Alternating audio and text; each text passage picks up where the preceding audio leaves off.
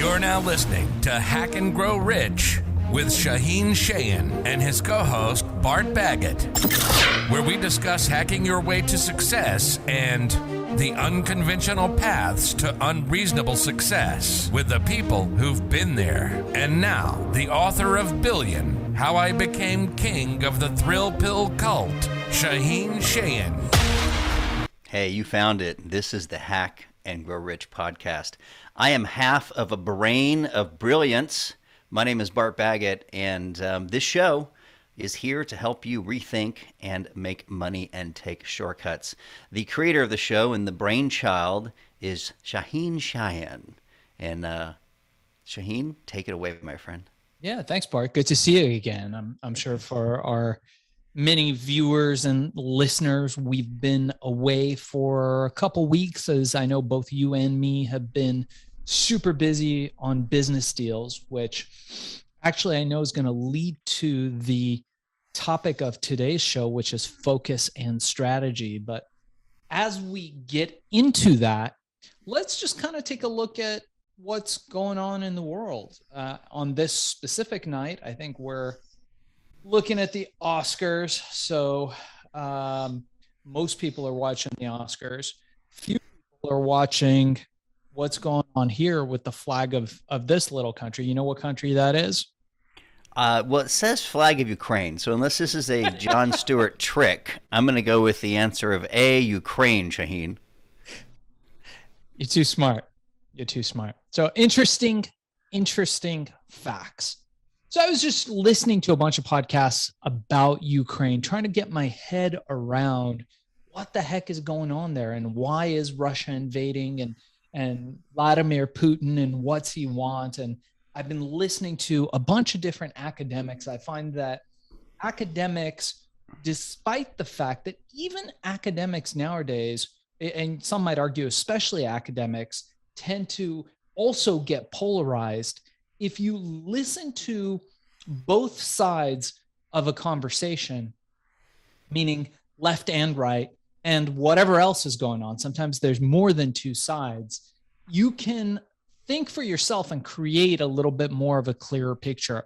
So I spent a bit of time looking over what was going on in Ukraine and trying to understand what it's like from the standpoint of the other side, which is something I think that we don't often do.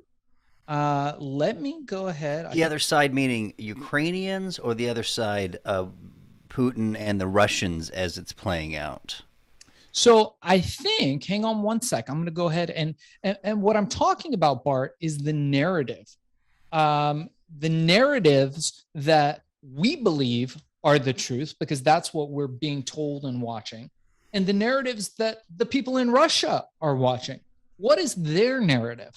So if you're unable to, at the very least, understand where your opponent is coming from, where the other side is coming from, it's very unlikely that you can come to terms. So it's one of the most important things, I think, for academics, for politicians, for generals, for any of our leaders, to be able to see where the other side is coming from.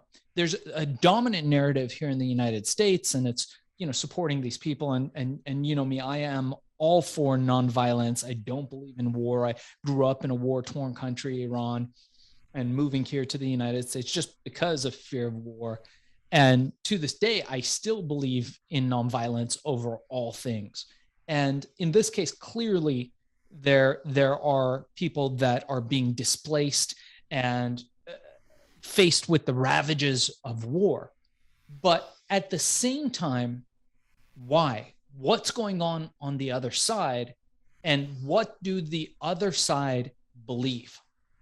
Those are great questions. It reminds me of the book Art of War, which of course is a 2,000-year-old book, but almost all business schools and entrepreneurs recommend it. And you're particularly unique among my entrepreneur friends, is you kind of see business as a war. You kind of see it as, I'm going to win and they're going to lose.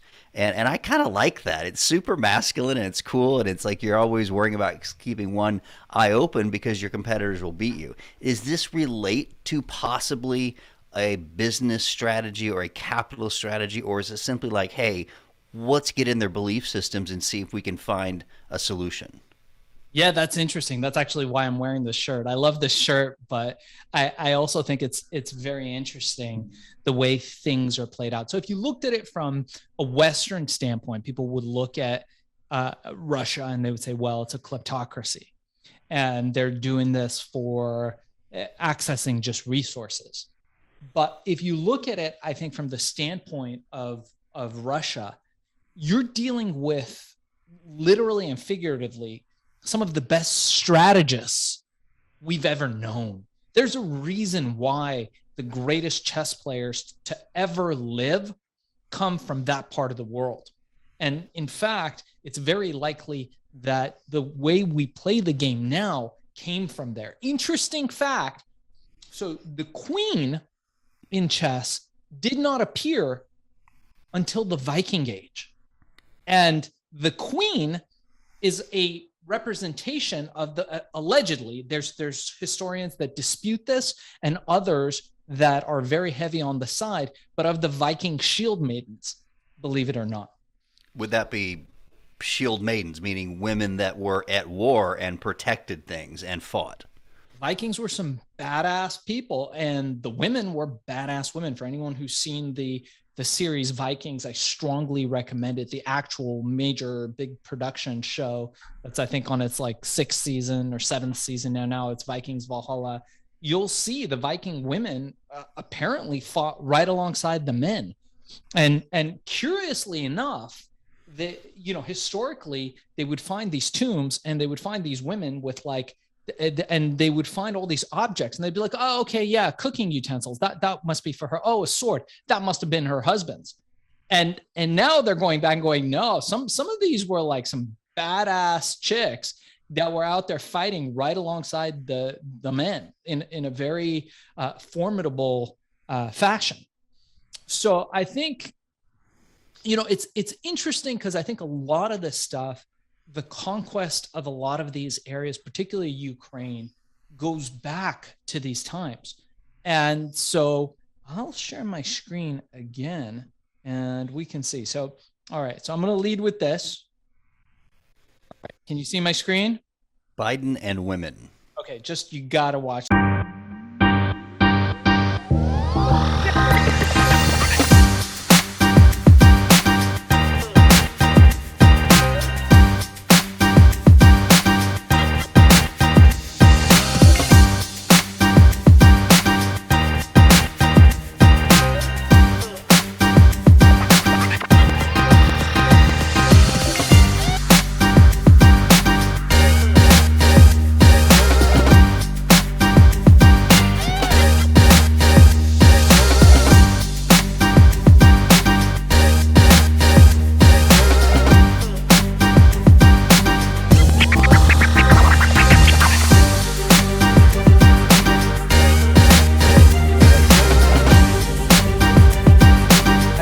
So unhappy, but that many women around. Why are you so unhappy, Mr. Putin? I don't understand.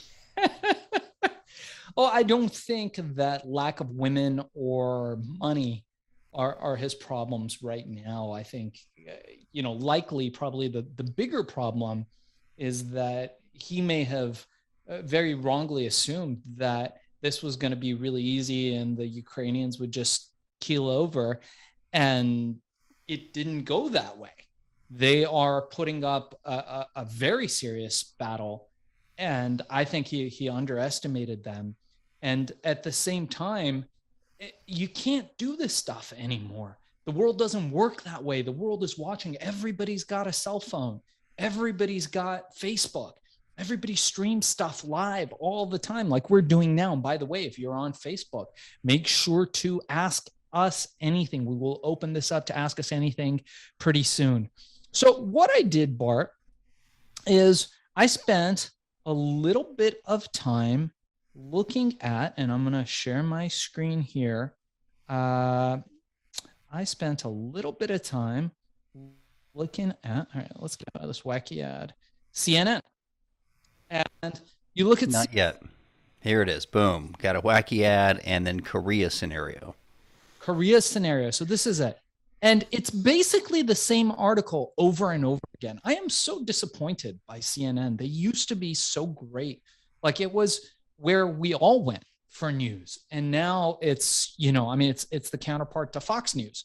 And if you want to be a critical thinking person, I really, truly, genuinely believe that you have to go to other avenues. You got to listen to independent podcasts. You got to find publications and intellectuals and other people that are having reasonable discourse about this stuff and examine it. Otherwise, all you get is one story. Like, this is the same story over and over again. Yes, it's terrible. They're bombing them. Yes, it's terrible. But look, promises, immediate video surfaces of soldiers shooting Russian prisoners, right? Missile strikes in Ukraine. And it's very, very heavily weighted, right? Oh, yeah. And by the way, Academy Awards, everybody, right? That's CNN. It's weird. It's really weird. So I decided to look at RT, Russian news, interestingly enough. Now, funny enough, they've been taken off YouTube. So you have to go to their website, and they keep getting the site taken down, apparently. So you got to look at it with a proxy. So I've been looking at it with a VPN. And here's a completely different narrative that you're not getting on Fox and you're not getting on CNN, which is very interesting to get an idea of where these people are at. Now, if you just look at the images, so looking at the images here, you see Biden standing strong, and then you look Putin looking worried, right? They're using the worst possible pictures. Forget about journalism. Let's look at RT. Look at that. Putin standing right next to is that Biden? I think that is Biden, right? And it talks about how the European Union is leaning much more towards him. It talks about Sean Penn, supporting Ukraine. But then look, Russia investigates alleged footage of Ukrainian troops torturing Russian soldiers. If we read each of these things, we would have a completely different view.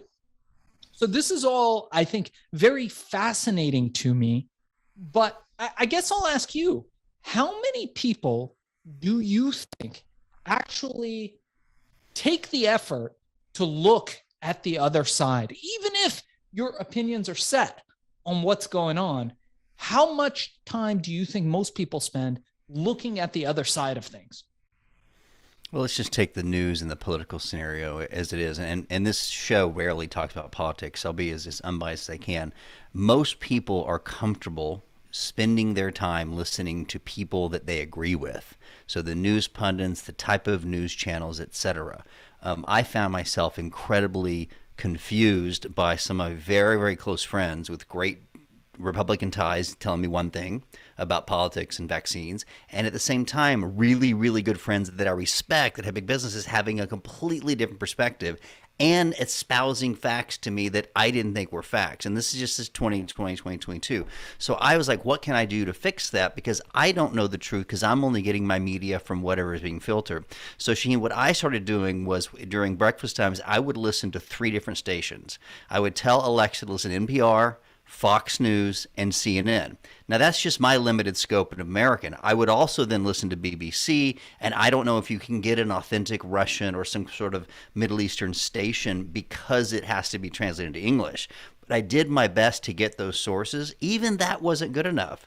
I watched secret interviews with certain people that were vaccine experts, and then their perspective, I also think, what was their motivation? What was their prerogative? So I'm kind of different than the average person, but I'm the only person besides you that I think goes out of their way to get a different perspective, because I think their narrative is very important. If you're going to come to the table to ever negotiate with somebody and settle it, if you don't know their real motivation, they're keeping that under wraps, and you'll never win. You may think you win, but they may get what they want and walk away. Maybe Putin really just wants the islands and Crete, the island of Crete. Crimea, maybe he wants the port, maybe he's going to settle and back off and he gets half the country. I don't know what he wants. I sure can't speak for him, and I'm not a Russian expert. So the answer to your question is probably not many, because it makes us uncomfortable or mad to listen to someone with a different political opinion. Even our friends, which is why we unfriend people on Facebook the last 3 years. It made us mad. Oh my God. Yeah. I appreciate people who have the conviction of their beliefs, and I enjoy having conversations. I never have problems. My wife thinks I have problems with like deeply religious people. I mean, people that are like really, really religious. I get along perfectly with them because their beliefs are full in alignment with who they are. So they believe whoever ascended from the sky, and they believe this, and they're living that literally. And I don't agree with them. I don't live my life like that. But you know what? We can get along because who you are is consistent with what you believe. No problems. The problems we all have, and that I have in particular, was with hypocrites. It's with the moderates. It's with people that are like, yeah, well, I translate it to be this way. And you're like, dude, you're espousing this thing, and then you're living this other life. And that's hypocrisy. That's the big problem. I hate hypocrisy as well. I'm the similar way. I do appreciate and respect these people who are religious if they're congruent. And the other thing is, I know what to expect from them if they're congruent. If they grew up in a Muslim country, if they grew up in a Judaism culture, I at least sort of have an understanding of patterns, and I can interact with them, and I can avoid certain topics not to offend them. I don't need to stir up. You're never going to, at least in my experience, you're never going to win an argument about religion with somebody that's religious. They've already decided that that belief system is correct. They decided their version of history is correct. You can show them all the scientific tables of the 4 million years of the planet Earth, and it's not going to make any difference because they feel that it's right. So why have that argument? I'd rather have an argument about who's going to win the football game or the basketball tournament. At least it's more fun. It's a pointless exercise, which is why you don't hear a lot of politics on my radio stations and the things that I do, because generally you're just going to piss half the people off, and the people that agree with you are going to be like, yeah, yay, Bart. Okay, Bart, $1 million challenge. Okay, you win $1 million, but you can only pick one. Okay. Either sit down to dinner or tea or coffee with a vegan and convert them to eating meat, or convert a newborn Christian or whatever the deepest religious Christian is to atheism. I'd take the newborn Christian. Because those vegans, those crazy motherfuckers, there's no way you're going to convince them about that. It is an indoctrination of years. And more so than the new religious guy, the vegan has a circle of friends with hate and ire in their eyes at all those carnivores over there. You might as well be eating babies in some of the like hardcore vegan. And for those of you that know me, some of my dear friends are vegans, and it's great. I don't mind. I don't mind what you put in your mouth, man. I just don't mind at all. But do you have to look at us with such ire and despair for those of us that don't have compassion? Oh my God, he's a meat eater. He just doesn't love humanity. Oh geez. Oh, he probably murders babies too. If I had to murder things to eat, Shaahin, I'd be a vegan. I'd be a vegetarian. I can't murder things. I can't. But I'll pay someone else to do it because I like meat and steak. Like so that guy in The Matrix. I like, the steak. I know it's fake, but the steak is so good. I love that scene in that movie. So for you, it's an Impossible Burger is what you're saying. It's pretty tough. I mean, that one movie, there's a couple of Fat, Sick, Nearly Dead, a great movie about nutrition, make you really a big fan of juicing. But there was another one about the food industry. And everyone said, if you watch this movie, you probably won't eat meat for years. And so like I was just like, sometimes a narrative or a story with pictures can move the needle of belief systems very, very quickly. I watched that documentary. Dude, I didn't eat meat for 2 weeks. Forks Over Knives. Is that what you're talking about? Forks Over Knives, is that it? No, this was one of the ones about animals, and I think they were killing dolphins, or there was some crazy thing, and I was like, whoa, it put me off meat for 2 weeks. Well, I don't want to be part of the problem. Like, I just want to say is if you have an hour and a half with a perfect narrated story, you could move the needle on somebody. But I'm not as good as a documentary filmmaker over that dinner. Maybe. Yeah, we probably are going to get more hate mail from vegans than we would from right-wing religious people. So we can move right along. But on that note, we can move on to speak about our topic. But one interesting fact, and I'm going to share something with you here. So I'm going to show you a picture, and I want you to tell me what you think. Okay, just what are some of the things that come to mind? So just to have independent thought. My goal is for people to think for themselves. I want our viewers, our listeners, to think for themselves. And I mean no disrespect to anybody, whatever your beliefs are, if they work for you, good for you. But what does this image tell you? Well, he's somebody I've read for years, and I have been to India many times and never got to visit him. So I think he's getting really older now. But I think here's a guy that has learned the art of diplomacy better than anybody, as he got expelled from his home country, yet he's been living with a man without a land, but he spreads happiness. He doesn't spread resentment. He doesn't spread revenge. He's not trying to take back his country. So I see that as a Dalai Lama, as an enlightened man spreading happiness. Is that the right answer? Good. Hold on to that thought. Hold on to that thought. Now, if you dig deeper, and again, I don't mean to offend anybody's sensibilities. Okay, I'm going to show you another image, and I want you to tell me what you think about it. All right. Well, it's hard to see. All right. You see, it's a Mongol soldier. You're not going to tell me that the Dalai Lama is a meat eater now, are you? You're going to now take a look at this image, right? This is maybe more from those historical times. Okay. We're looking at the Mongol invasion that eventually led to Tibet. Look at this: war, massive bloodshed. We are talking about one of the most brutal regimes humanity has ever known, one of the greatest empires of all time, spanning from Hungary to Tibet and beyond, encompassed a great chunk of the world, one of the biggest empires to this date, and killed arguably millions and millions of people in the bloodiest way possible were the Mongols. Now, what if I were to tell you that the Tibetans and the Dalai Lama are descendant from the Mongols? Well, it doesn't really surprise me, because people live in a land, and 100 years later, people evolve. I mean, you're Iranian. Yes. One of my other good friends are Iranian, and now that I'm learning about your culture hundreds of years ago, it just warms my heart. What a beautiful land that is. But all we hear as a Western person is the Ayatollah. I mean, so I'm saying is a switch in politics or a switch in time doesn't change the people necessarily. But a one leader could absolutely scar the reputation for hundreds of years, which is what we might be seeing in Russia right now. I'm not sure. But no, the descendants, and it's kind of like blaming me for the sins of my father and vice versa. It's very possible that a violent tribe could come out 100 years later with enlightened individuals. Yes, I'm not arguing about that. But what I'm saying is that the source, right? They did not descend from the most peaceful group of people ever. These were a conquering group of people. Now, to their credit, they conquered most of the known empires of that time. To their uncredit or discredit, the Mongols didn't really contribute much to culture. They weren't real builders.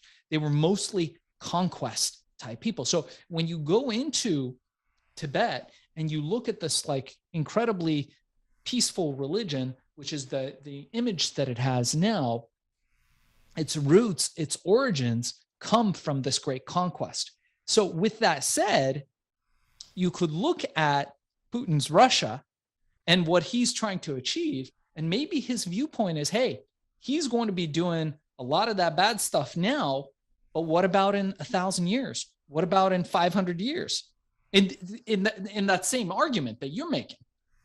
I read something about Ukraine, and Putin was saying, yeah, we want to bring our brothers back. It was part of our family and stuff. And one of the first photographs was a church in Ukraine that was probably built around 1200 AD, which was literally before the first shovel hit Moscow. And so the proud people of Ukraine is saying, look at our history. But if you look at world history and you look at maps and you look at even the shifts of the tectonic plates, at some point we were all one big island, and it all shifted hundreds of thousands of years. Some of us got light skin, some of us got darker skin, depending which part of the equator. Like, it depends on how back far you want to go to talk about lineage. And for me, the only thing I can control is what I believe now and what I do now. It's very hard for me to control what my ancestors did, especially going back more than one or two generations. Even the narrative. I can't control the narrative, much less the actions they did.